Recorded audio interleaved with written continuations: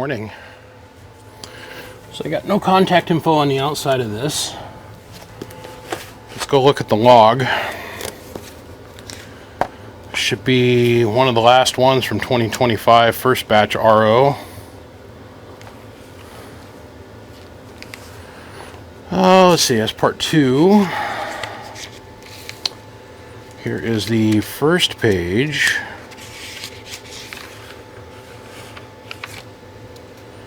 Let's see here. That Ameritron is done. Worth more. Never saw it. Oh, let's see here. Hot plate, no. That Ameritron is done. Okay, so what we have is a mystery Ameritron amplifier. Now, I get to say mystery because it doesn't have anything on it on the outside. Now, I know that I have probably spoke with the customer probably more than once. And his logic is, oh, well, I spoke to you on the phone. You know all about it.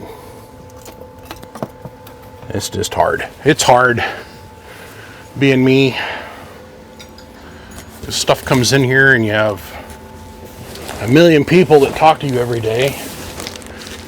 Hopefully there's some paperwork on the inside. This is obviously an Ameritron, something heavy.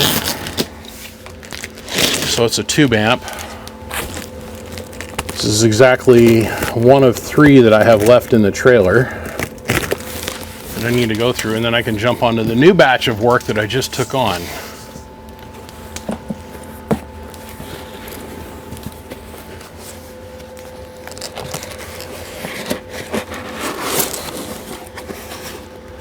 This is going to be a Heath kit, I can almost guarantee you, because of the thing that's in this box. What's in here is a Arbot kit. Just having a discussion about him this morning. Yes, we were. Okay, so this isn't an Ameritron anything. Well, let me get this thing dug out, whatever it is, and we'll start from there. Okay, mystery solved. It's a KENWOOD 922a. And we've got a love note that goes with it. He says the thing lost output power. And then he supplied this SB220 filter bank, and he wants me to install it, which is no small feat, but we'll see what we can do here. The power supply filter sections are a lot alike right here. Found a bag with these parts in the bag. He had this inside of another box that was like a computer box, like he'd bought himself a computer at some point, and that box is just falling apart. Like, this thing beat the shit out of that box, but it made it here in one piece, like nothing's really broke. So yay. Let's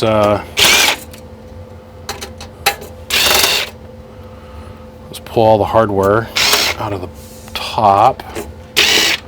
I'll pull the hardware out of the bottom, and we'll see if we can find where the popping and the fizzing noise came from. His note reads, "Hi, my contact info is..." We're going to skip over that. Okay. 1. Amplifier lost output power after there was a pop sound while I was tuning the plate and the load. I was in SB220 mode by mistake while tuning in CW. Okay, no smoke, smell, nothing. At that time, I replaced tubes and still no output. Please repair. Please ground grids properly and remove chokes. Please install new filter caps and Harbach board kit in the box. It probably won't do the board, but we'll see. We'll see. We'll see. Have patience. If there's anything else that you recommend, please let me know. Thanks. Okay, well, Mr. K,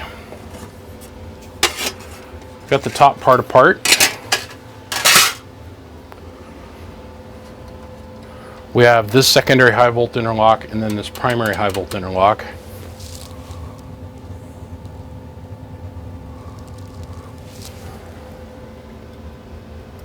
What the hell is all this shit?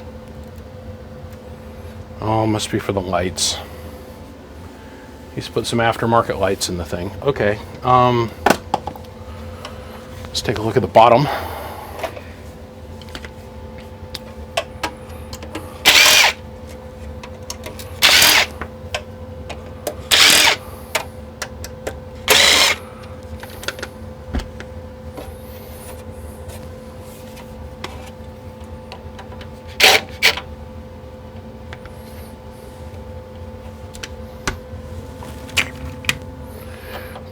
Do.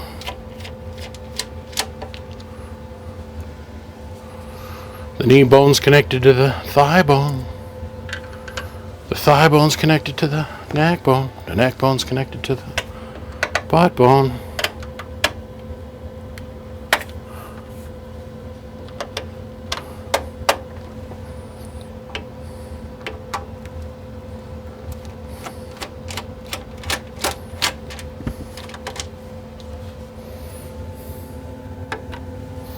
That one's Phillips and so's that one. Okay.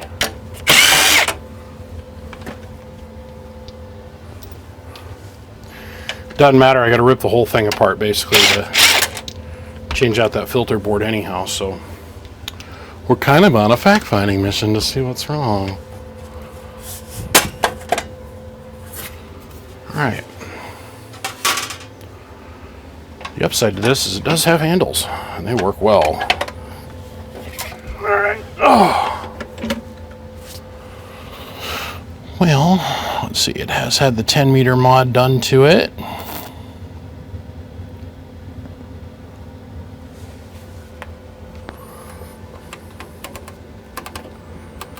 Oh yeah. Oh yeah. Oh boy. Whew. Okay. So let's go down in here. Maybe I can get an angle on this. Maybe.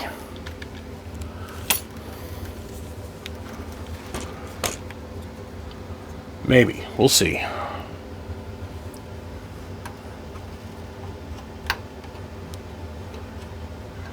This whole portion of your band board is completely smoked.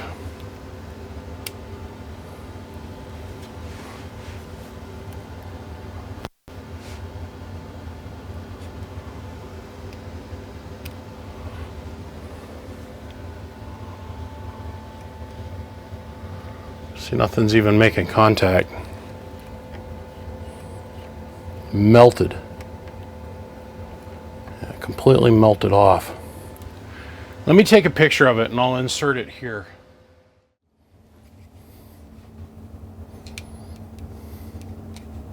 Crackhead mode engaged.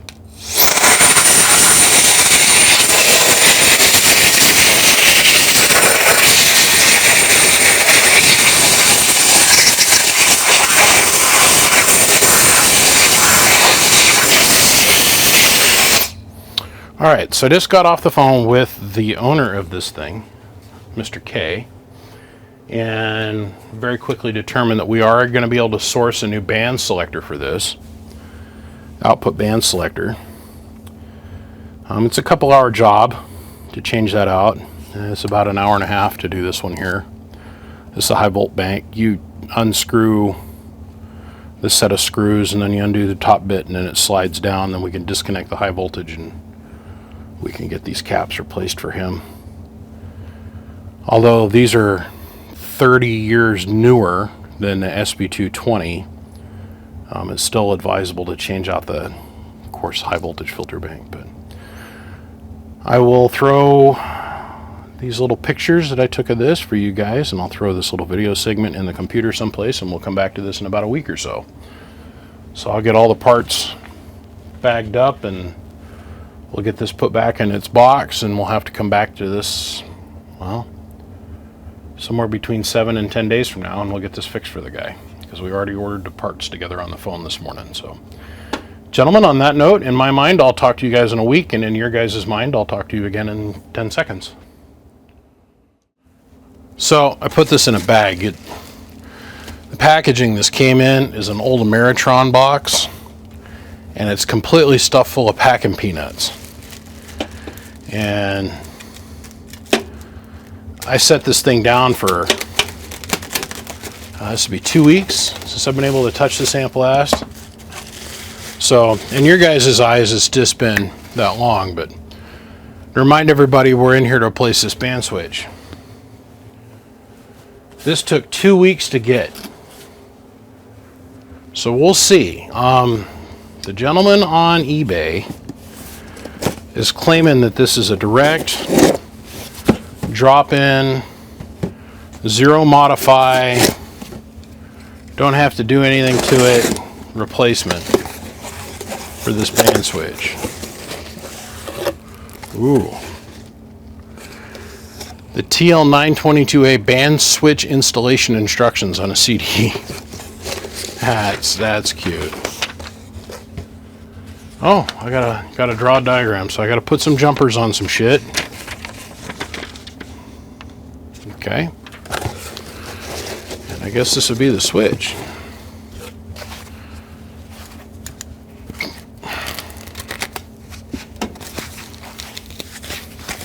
It's packaged well, I'll say that. Oh yeah. Okay. Yeah, it's even more heavy duty than the one that was in here. Alright, index, index, index. Okay, well, let's follow the destructions and let's get this all set up. I'll take some pictures of the inside of this thing, and we'll do. It's pretty simple. I disconnect everything over here. The actual changing out of this switch is going to be easy.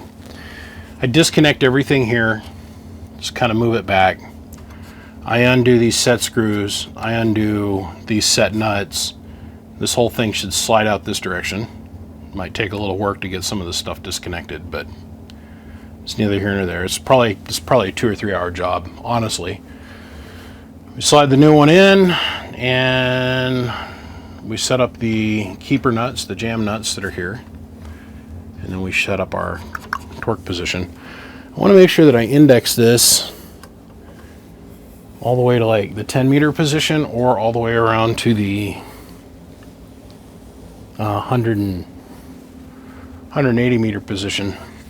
So I know exactly how to index the switch, the new one, when it goes in.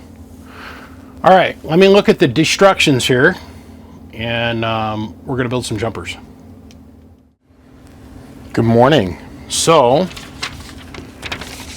fresh new day, 7:30 in the morning. Let's see how long this takes.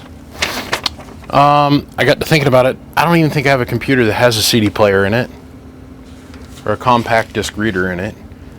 I got a laptop that might, but the data that's on that laptop is more important to me than the instructions for this installation. So we're just going to go off of this picture. We got our jumpers all built up onto the band switch per the instructions. I think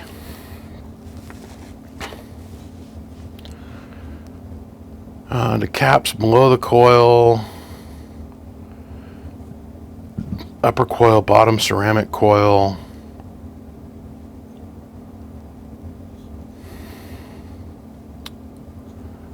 So we have one notched out flat on this. We have indicated notched up ear here on the front, but I have a feeling that this is indexed this direction into the amp, like here. So bottom of ceramic coil, I set stud down there on the bottom. Center of ceramic coil, that's this stud here. Top of ceramic coil, that's this stud here. So is it indexed like so? Caps below the coil, That's here. It's these two. It's indexed like this. So cut flat up, which makes sense because one of our set screws is up. So we're going to give that a whack. We're going to go in here and disconnect this. We're going to pull the band switch out. I can't wait to show you how this thing is burned up. You guys are going to be like, oh yeah, okay. And let's go from there. So first I'm going to remove these 3 leads. We're going to kind of shoot this as instruction how to. I'm going to lift these leads out. I'm going to pull off this little bit of capacitance. I'll pull this rod out, and then I'm going to undo the 2 nuts that are here.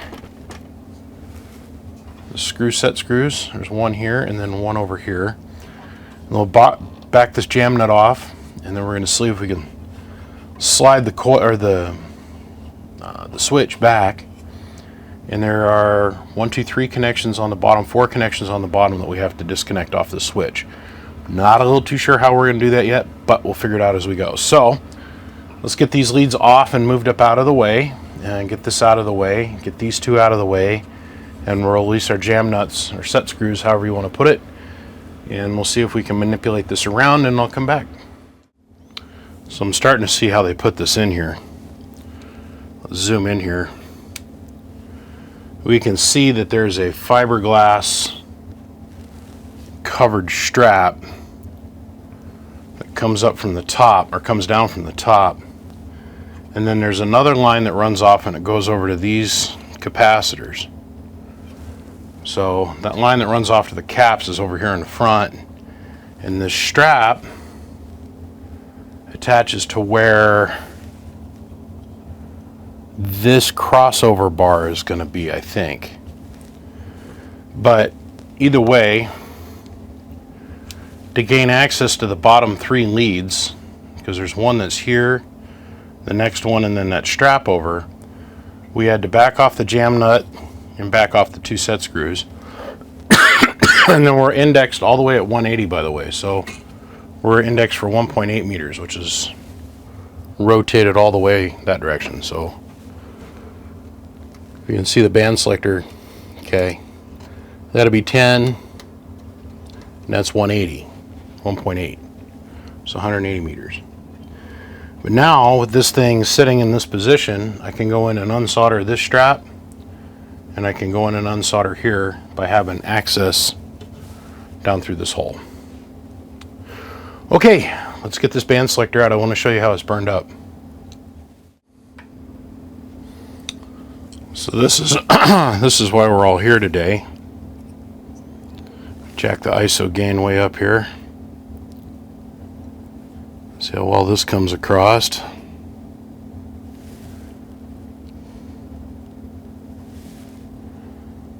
Down in here,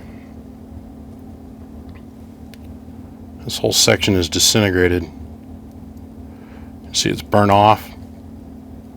You can see the tab leads are all burnt off too. It's just melted and burned up. Gone. That's why he's got no output. The RF's got no place to go. So this is how the picture is orientated. Okay, I want you to see how this goes in the amp in one smooth motion. Ready?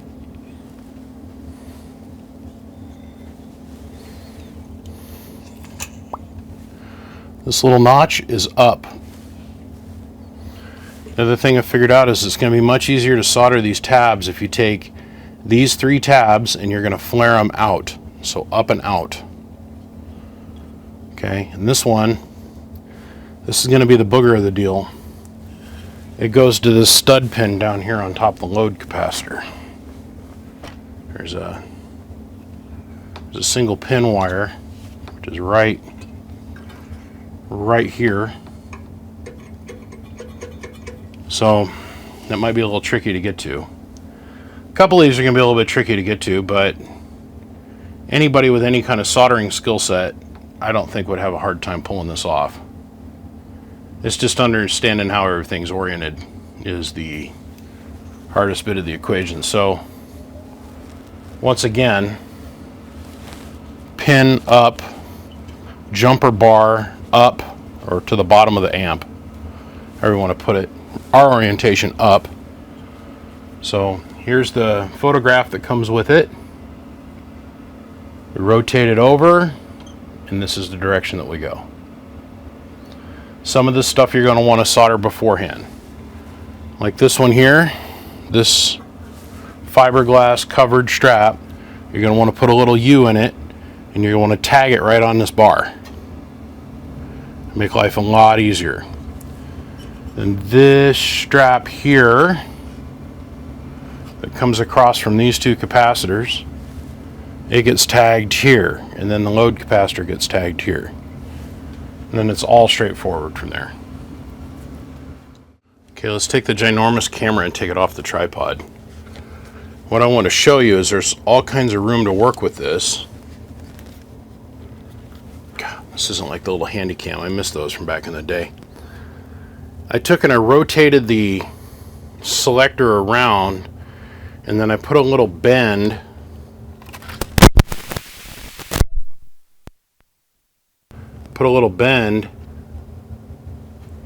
in the strap from the bottom that you can see right here.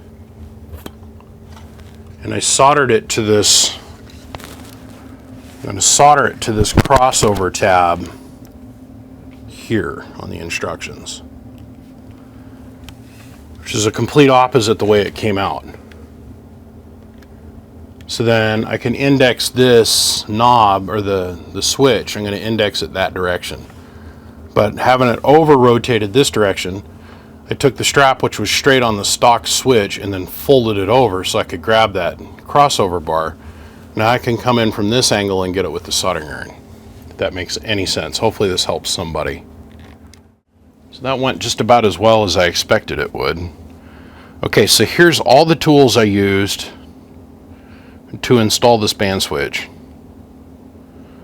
which was about what I expected I was going to need. Okay, let me give you some pro tips here. Let's go over here and let's take a look at the final product. Wow, still way overexposed.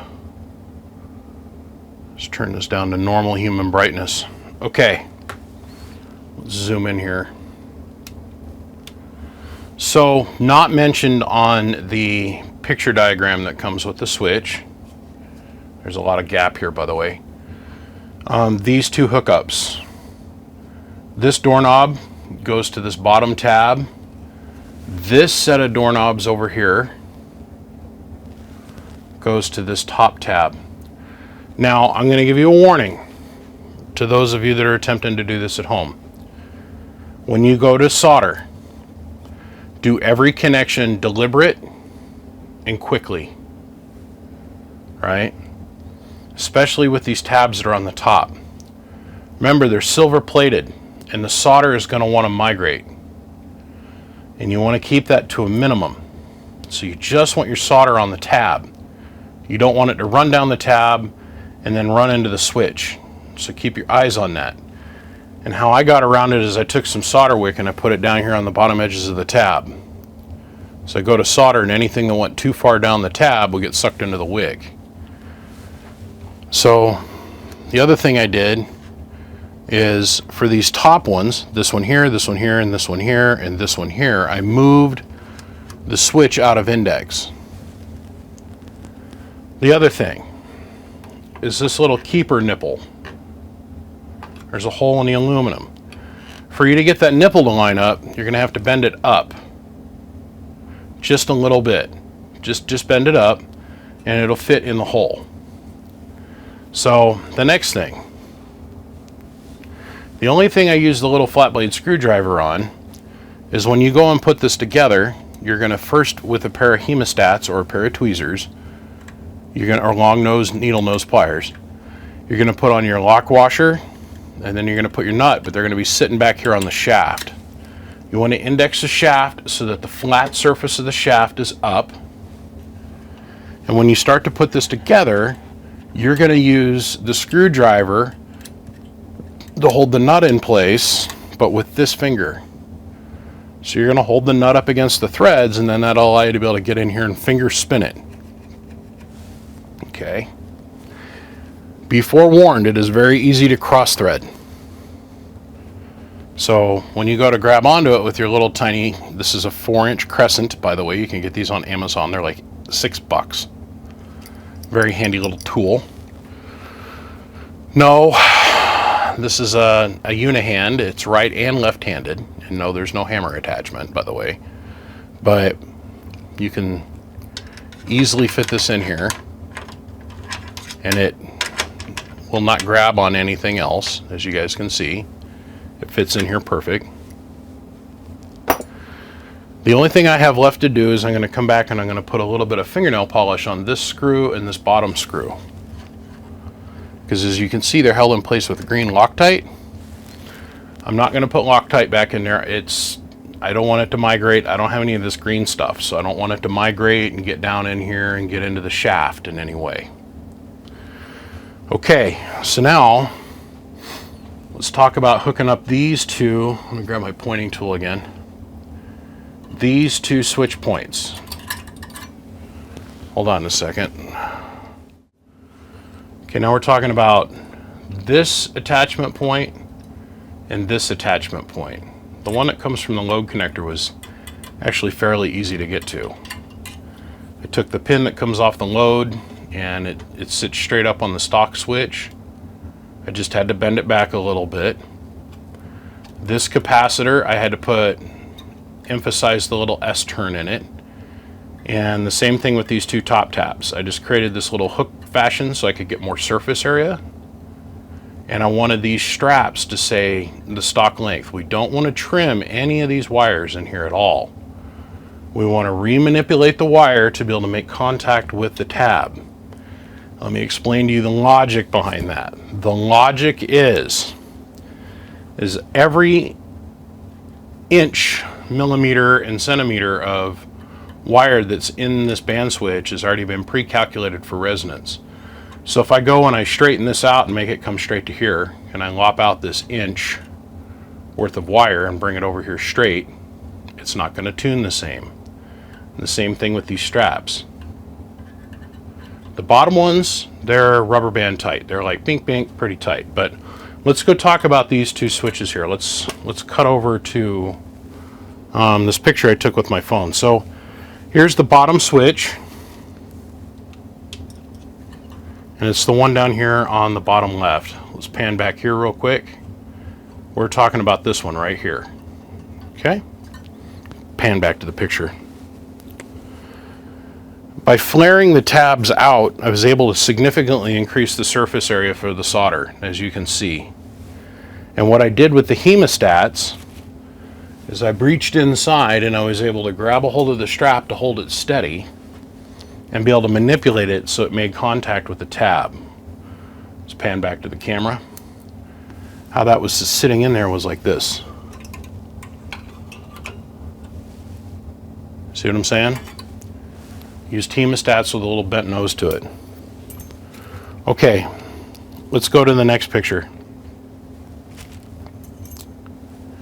Once again, I re-indexed it. If you were to back the picture up, you'll see that this strap that I'm attached to now was basically straight. And what I did is I put like a 80 or 90 degree twist to it, so it'd help us have a little bit more contact with that tab. And I went in with the hemostats, as you can see, this time from the back side, and was grabbing it like this. Let's pan back to the camera. So you can see the hemostats reach down, and I was able, because these two straps, this strap and this strap, were out of the way, I was able to reach right in and have plenty of room to work. So those are my tips on this. Remember, length matters.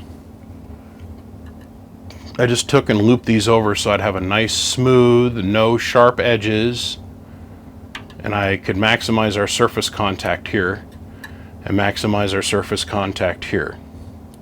Remember, we're not over engineering the wheel.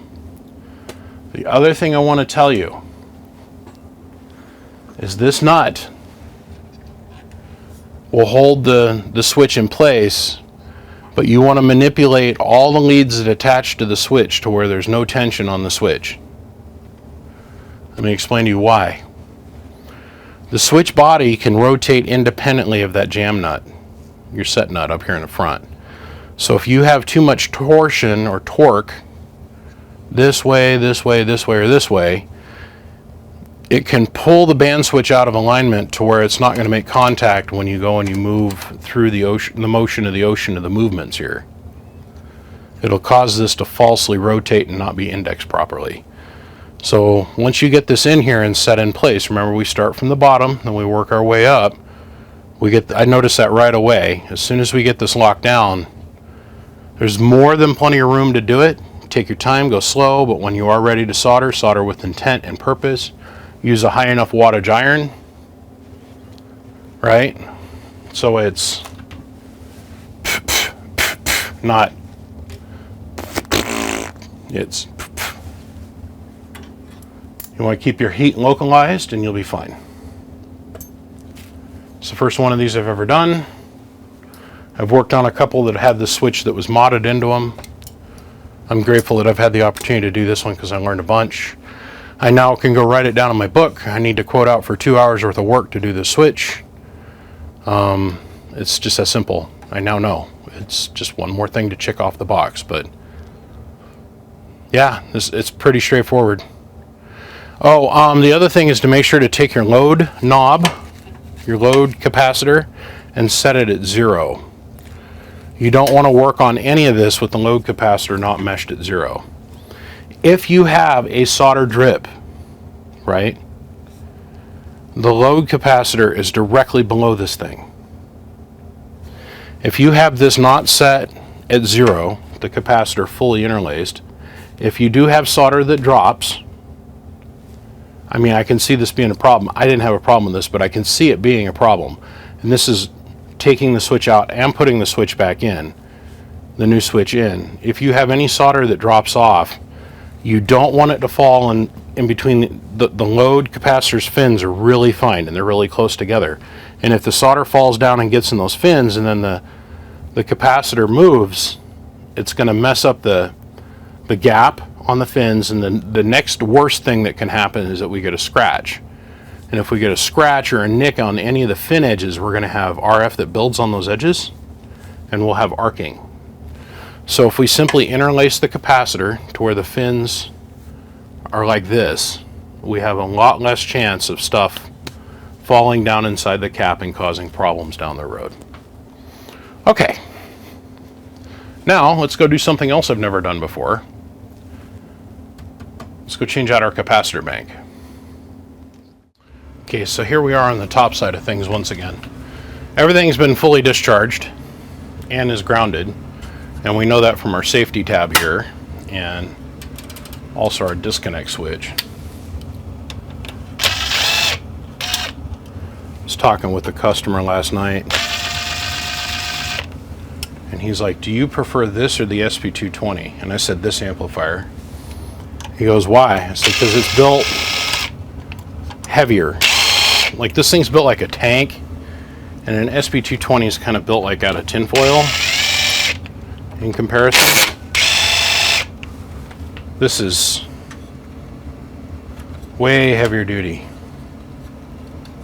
All right, I'm gonna have to disconnect this case ground and that disc capacitor, and of course this aftermarket light system is gonna get in the way. Let me switch point of view so I can work here.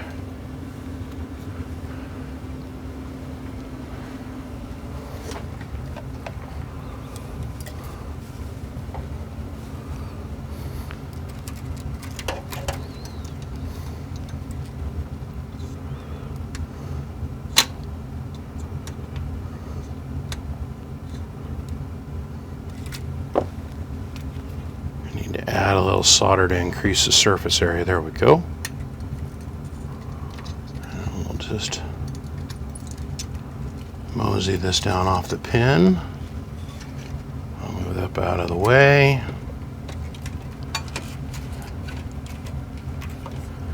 And then we'll just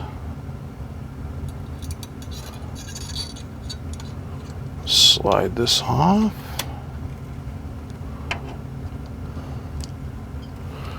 That out of the way.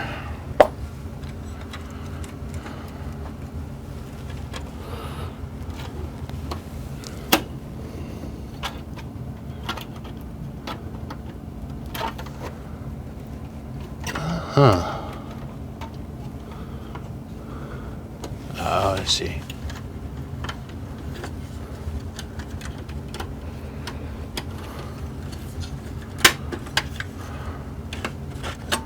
There we go.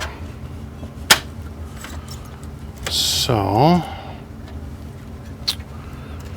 going to have to take these two blue wires off. Then there's going to be a transformer tap in the middle, and then we're going to have to disconnect a wire on the bottom.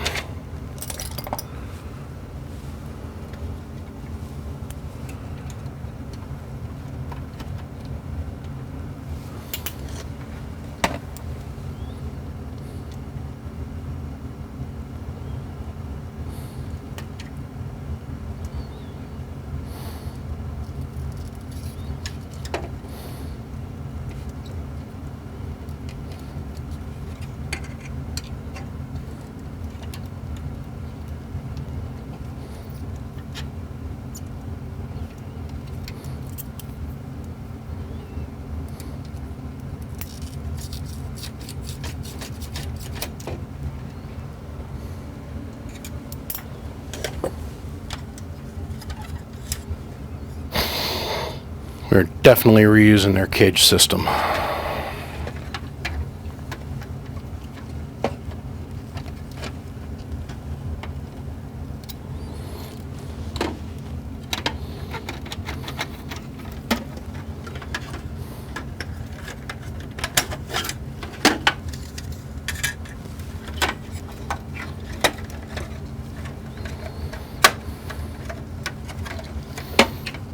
Okay, so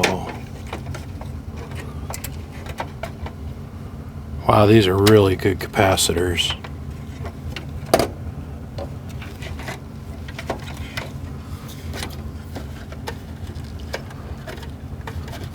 Boy, this is not going to go back together this way. I'll tell you that right now.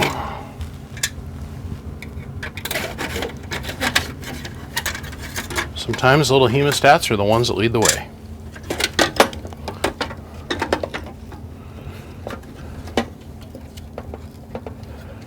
And that's our center tap.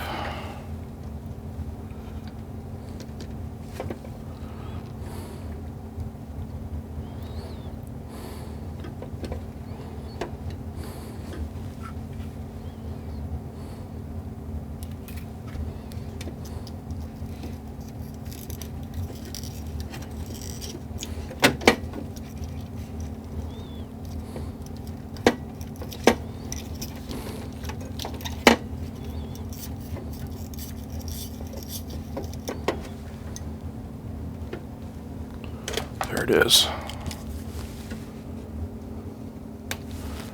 Slice that real quick.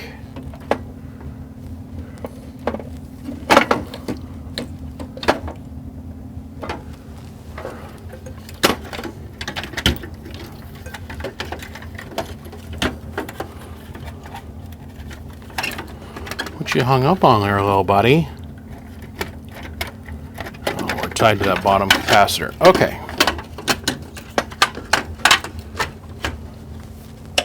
Let's turn it up on its side. I don't know how much cinematic value we're going to get out of this, because I'm going to have to jiggle this around and let's go in here and grab the primary hot lead.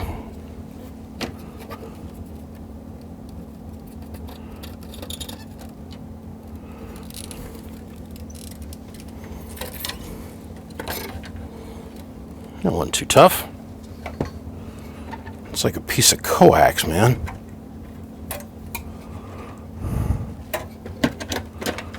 Okay. Now in theory, there we go. Whole deck slides out just like that. All right, well, let's get the new kit and let's get this put back together.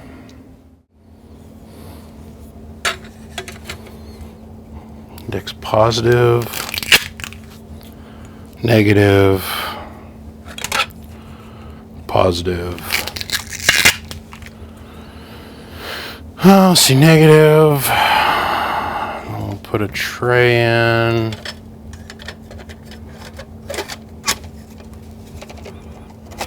Just like so.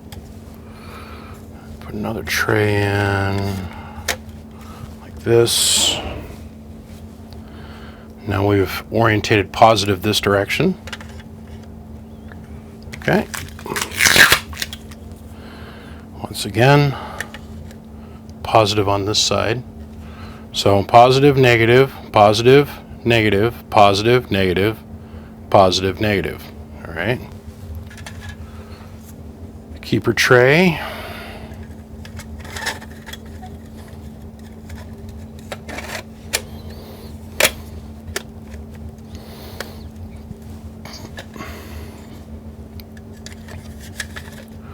Another keeper tray. So positive again is now going to be to this pole. So once again, positive, negative, positive, negative, positive, negative, positive, negative. Now positive this way. And we want to make sure that we have every little bit of everything cleaned off these caps, because these get a lot of pressure on the outside of them. We don't want to deform the metal body on the outside. Once again, positive this direction. So another little body tray. Whoa, whoa, whoa. Almost broke my own rule there.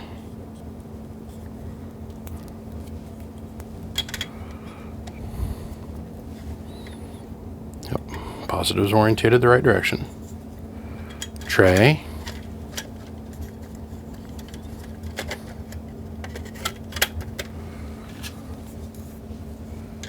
And tray. Now for the last two caps.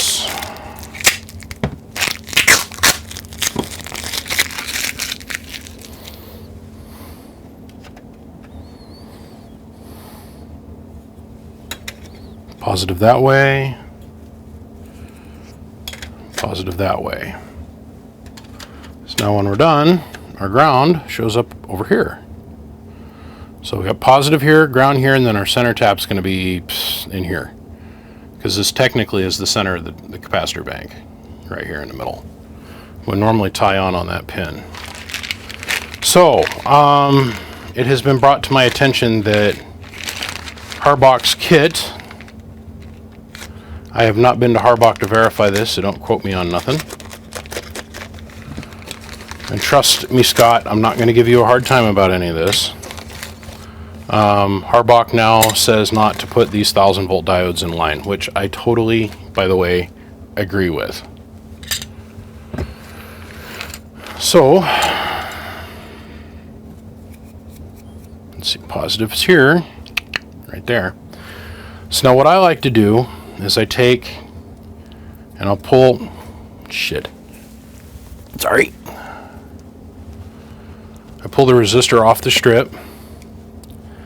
I take and I bend the legs down. And the set of needle nose, I take the leg and I bend it over just like this. See what I'm saying? So when it comes to the board, I come out exactly one needle nose width and bend it back this direction, and another needle nose width and bend it back this direction. So when I put this all together, you see how high that resistor is sitting off the board? That allows us to get good airflow all the way around the resistor. These are your bleeders. These will always be warm in the 120, 130 degree range. But it allows us to have a nice indent. It puts them all at a uniform height, and we get good airflow around all the resistors. And with this particular setup, I mean, look at what we're replacing it with, right? So there's plenty of vertical clearance. Let me build this board. We'll be right back. Okay, so pro tip. After you get the bank all put together, when you go to slide this in, the first thing you do is you're going to attach that red wire, mid-tap. Then you're going to slide this in, and then before you attach anything else, you're going to rock the whole the capacitor bank forward. You're going to put this top plate in, and then slide this in. Then you stand it up, and then you attach your 4 screws on the bottom. set it back down, and then you attach your 4 screws on the top, and then you do your final 2 attachment here. Then you go and attach your blue wire, stand it back up, because now everything's locked into place, and the cap bank's setting back all the way, and you're going to attach your primary lead right there. It's simple. So as you can see, we've got our Penalabs tubes installed, and what we're going to do now is we're going to take the steps to move forward to run this thing, because I'm technically all done, but we're not all done until it's tested and done, right? So it's making power, and people and things are happy, and numbers on watt meter, and children sing hymns about you in the hills and the mountains, like Kumbaya, best amp repair guy ever to exist, blah blah blah blah blah blah blah. Just want to point this out as well. Here's the back side of the band switch, and those 2 that I worked from the bottom side.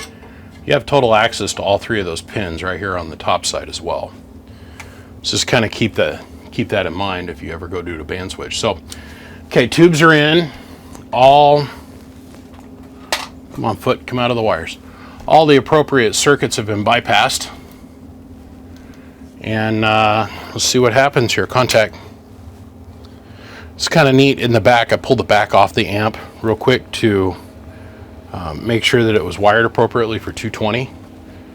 You'd be surprised over the years the people and the things I've seen show up here and they have a 220 plug and have it wired 110.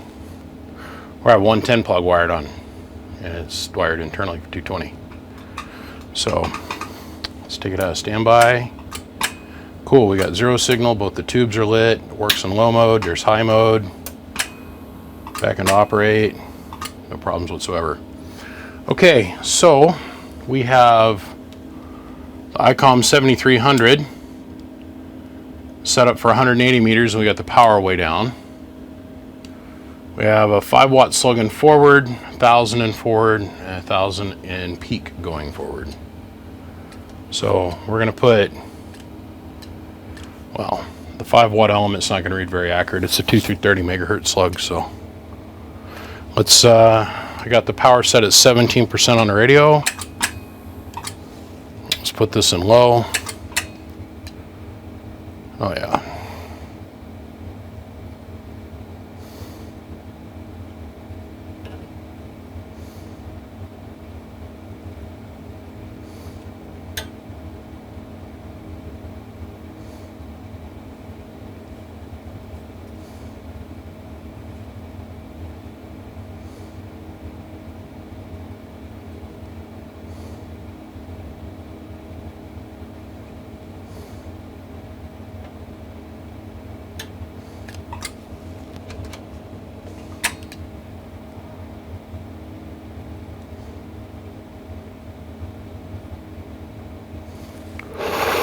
Hello.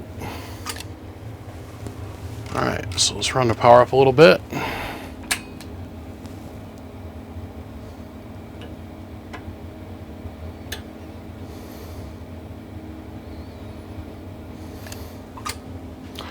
Well, let's play with it. I think something's not quite right here. I'm not gonna lie, this one had me thinking a few minutes. Pretty sure I figured this out though. So it was the load knob. I was having to fully interlace it, and it wasn't wanting to take off. And the input SWR was all messed up, and I'm like, man, what am I missing? What am I missing? I went over this band switch like 15 times. There's not that much. This is like the most basic rudimentary of rudimentary. And I thought, man, maybe. So what happens is when these 2 tabs get burned up, for that cap and that cap, well, any of the tabs for any of these caps, and that any of the band switch gets burned up, normally what causes that is a grossly mismatched high SWR, and the voltage that's present on the line when your SWR goes up, the voltage dramatically increases and it just wipes the contacts out. Like,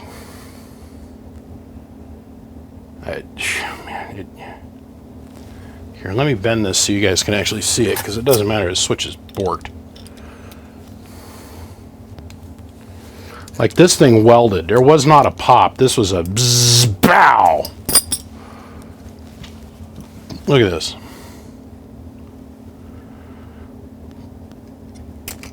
Look at what's left of the center conductor wafer. It's just melted. Right?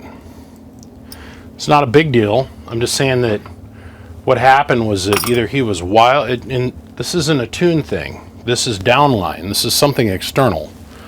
Antenna, coax, antenna tuner, something is wildly mismatched. So the voltage that's present on the line goes way up, just wipes the contacts out.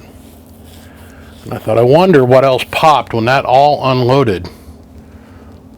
The whole system basically had a big shockwave put against it, like you're slapping your hand on a pond. So a ripple effect. I thought, man, I wonder, because I was going to ground the grids out on this because that's what the customer wanted. And I thought, man, I wonder if the grid chokes are open. So here's a grid choke, and it's going to ground. 7K worth of resistance. Well, that's what the value of this resistor is. It's right here. So it means that choke is doing L fuck stick for us. This one's at 5.49K. The other clue that I had is I flipped over and I looked at the grid meter, and when I go to modulate more power into the amplifier, the grid meter was going in reverse. I'm going, yeah, grids are open. Okay. It took me a minute to get there. But this choke is popped internally someplace, and so's this choke. Now, this does have 160 meters in it. I'm going to replace the chokes. I'm not going to completely hard ground the grids. I think that that is our smartest move. I've grounded the grids on a couple 922As. Yeah, let's just ground them. I'm just going to ground it. Never mind. I'm just going to ground it. I bet you this amp takes off and runs like a raped monkey as soon as we pull this pop choke and that pop choke out of here. And we're going to...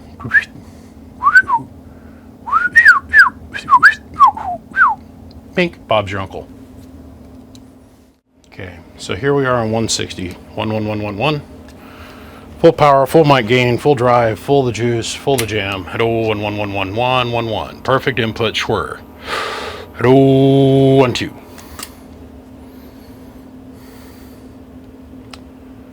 So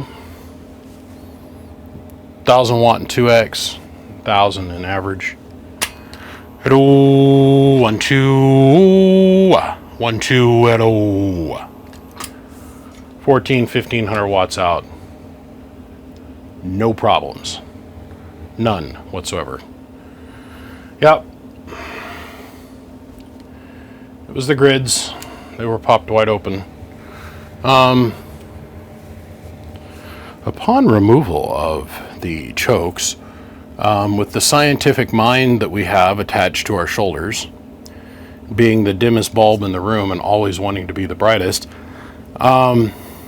we can see very clearly where it failed. There's this little pubic hair here. Well, let's go look at his partner on the other side. You see how it goes all the way to the end of the piece of ferrite rod? This one doesn't. It's because from here to here has disappeared into smoke. Up in smoke, baby. This one here doesn't even give us the illusion. Our little pink pubic hair, which is just copper embedded flipping string, is gone. It's just, well, you can see the little remnants of it there at the top. But put a couple hundred UA choke in there, replace the 8K resistors. We left the capacitance in this one because the guy says he does a lot of 160, and I don't want to run any chance anything becoming unstable for the guy. But we are properly grounded now. We're choked up appropriately. So I want to go see what it does on 80 meters. Give me a second. By the way, this is with everything on high, by the way. So 111, talking through. 11111, 1111. Good input, W schwers. Sorry, I feel like being a little nutty today. I can't be all super professional. Okay, so 11111, that's drive. Remember that's a 2X, so put about 80 to 90 watts into it. At 1, 2, 1, 2, 1, 2, 1400 watts. No big deal. All right, let's go to 20. Okay,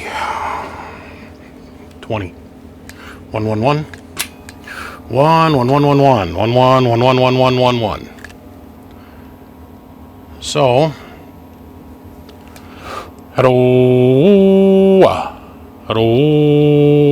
audio, 1400 watts.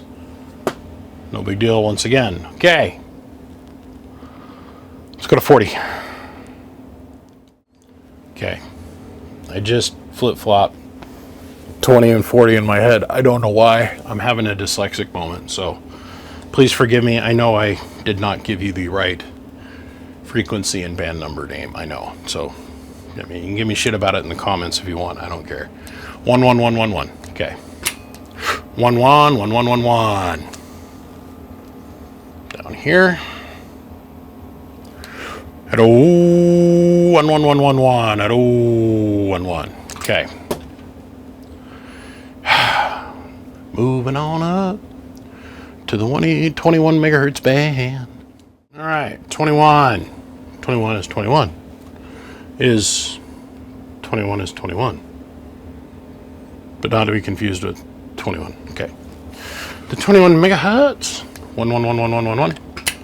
111111. Good input sure. I really should get a different 5-watt slug that's attached to this thing. Hello, 1, 2, 1, 2. About 1100 watts. Falling a little bit shallow. Just on the outside of things. But I'm okay with that. Let's go run this on 10 meters. What do you say? For the 21 megahertz band, I think it would probably help if I wouldn't have had it on AM. Probably would have gotten a little bit more than 1,000 watts out of it, just saying. But okay, 111111. Hello, 1111. Okay. So now, oh shit, gotta step on the pedal. Ha! 11111111. All right. I'm transmitting in fine style over here now that we've got the buttons and knobs and modes in all the right positions. Hello, 1, 2. Amp is fixed, sir. It is fixed. All right. Band switch is installed. Grids have been grounded. Things have been modified. Parts have been fixed. No children were hurt. No small animals were sacrificed. No bones are broken. And nobody has to go to therapy. The end of the day, all the way around, I consider this a win.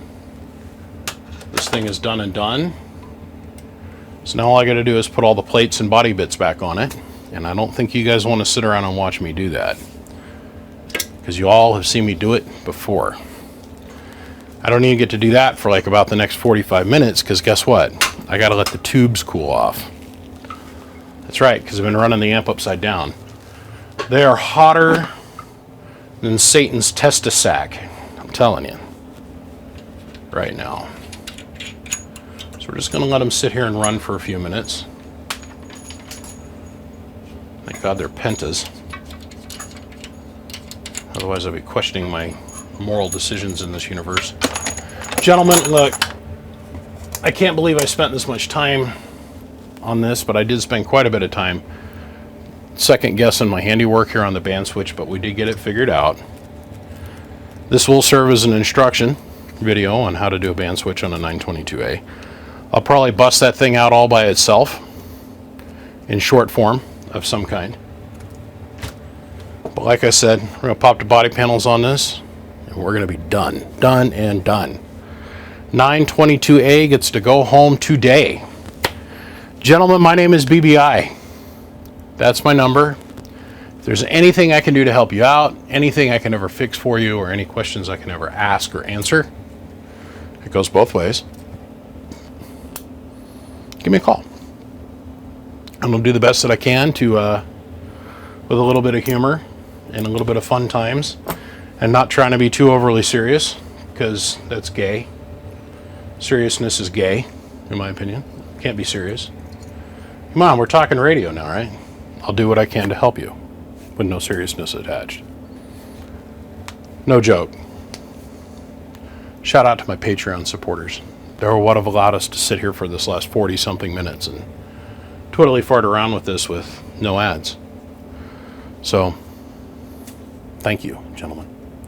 And a big shout out to all of you for the thumbs up, the comments, and whatever else you want to guys do down in the doobly-doo. I don't care.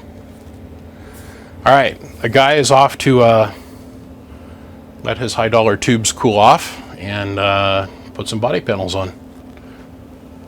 My name is BBI, and I'll see you. Click, click.